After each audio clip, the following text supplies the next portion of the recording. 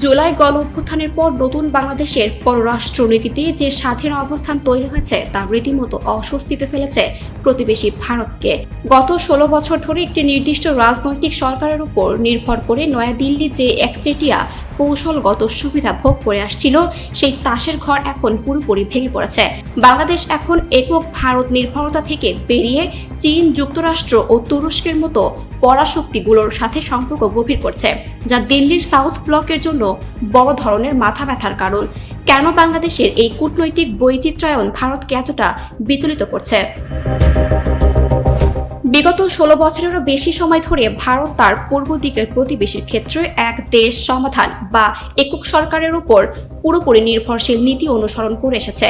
এর বিনিময়ে তারা বাংলাদেশের বুক চিরে অবাধ ট্রানজিট করিডোর পেয়েছে, উত্তর পূর্ব ভারতের বিদ্রোহী গোষ্ঠী দমনে সর্বাত্মক সহযোগিতা পেয়েছে এবং দ্বিপাক্ষিক ইস্যুগুলোতে ঢাকাকে পেয়েছে চরম নমনীয়। বিশ্লেষকদের মতে এর প্রতিদান হিসেবে গণতান্ত্রিক অবক্ষয়, গুম, বিচার বহির্ভূত হত্যা ও কর্তৃত্ববাদী শাসনের পরও তৎকালীন হাসিনা সরকারকে পশ্চিমা বিশ্বের চাপ থেকে একচেটিয়াভাবে আন্তর্জাতিক অঙ্গনে আড়াল করে রেখেছিল দিল্লি। কিন্তু বছরের পর বছর ধরে জমে থাকা পুঞ্জীভূত ক্ষোভ এখন বিস্ফোরিত হয়েছে।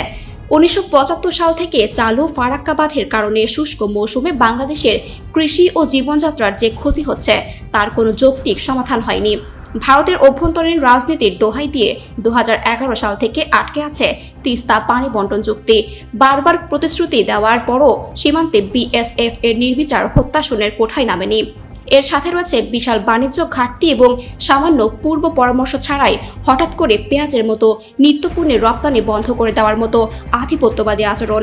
এর সাথে যুক্ত হয়েছে জুলাই অভ্যুত্থানের পর ভারতীয় গণমাধ্যমের চরম উস্কানিমূলক অপপ্রচার, সরকার পরিবর্তনকে ইসলামপন্থী দখল হিসেবে চিত্রিত করা, সংখ্যালঘুদের উপর হামলার অতিরঞ্জন এবং অখণ্ড ভারত তত্ত্বের আড়ালে বাংলাদেশের সার্বভৌম অস্তিত্বকে সূক্ষ্মভাবে অস্বীকার করার যে মনস্তত্ত্ব তা এদেশের মানুষকে প্রবলভাবে ক্ষুব্ধ করেছে। আর এই প্রেক্ষাপটেই বাংলাদেশ এখন তার কূটনৈতিক সম্পর্ক বহুমুখী করছে। চীনের সাথে গভীরতর সম্পর্ক এবং তিস্তা মহাপরিকল্পনায় বেইজিং এর প্রস্তাবিত অর্থায়ন ভারতের সবচেয়ে বড় কৌশলগত দুর্বলতা। শিলিগুড়ি করিডর বা চিকেন স্নেক এর পার্শ্বদেশে অনুপ্রবেশ হিসেবে দেখছে দিল্লি। অন্যদিকে যুক্তরাষ্ট্রের সাথে নতুন করে সরাসরি সম্পৃক্ততা প্রমাণ করছে যে এই অঞ্চলে আমেরিকার স্বার্থ রক্ষায় ভারত আর একমাত্র মধ্যস্থতাকারী নয়। তুরস্কের সাথে ড্রোন প্রযুক্তি সহ সম্প্রসারণশীল প্রতিরক্ষা সহযোগিতা ভারতের একচেটিয়া প্রভাব বলয়ে বড় ধাক্কা দিয়েছে। বিশ্লেষকরা বলছেন, একাধিক শক্তির সাথে বাংলাদেশের এই সম্পৃক্ততাকে শুধু ভারত বিরোধী দৃষ্টিকোণ থেকে দেখার সুযোগ নেই।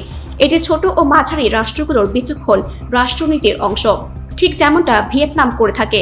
চীন, যুক্তরাষ্ট্র, রাশিয়া ও জাপানের সাথে সমান্তরাল সম্পর্ক বজায় রেখে, এমনকি ভারত নিজেও যুগের পর যুগ ধরে রাশিয়া ও যুক্তরাষ্ট্রের সাথে এই ভারসাম্যপূর্ণ নীতি অনুশীলন করে আসছে। ভারত এখন কোনো বিদেশি ষড়যন্ত্রের নয়, বরং নিজেদেরই সঞ্চিত ভুল নীতি ও অহংবোধের পরিণতি ভোগ করছে। এখন দিল্লির সামনে দুটি পথ, হয় পানি, সীমান্ত ও বাণিজ্যে প্রকৃত ছাড় দিয়ে বাংলাদেশের নতুন আত্মমর্যাদাবোধের সাথে খাপ খাইয়ে পারস্পরিক শ্রদ্ধাশীল অংশীদারিত্ব করা, নয়তো আধিপত্যবাদী নীতি আঁকড়ে ধরে চিরস্থায়ী কৌশলগত প্রতিদ্বন্দ্বিতার মুখে পড়া।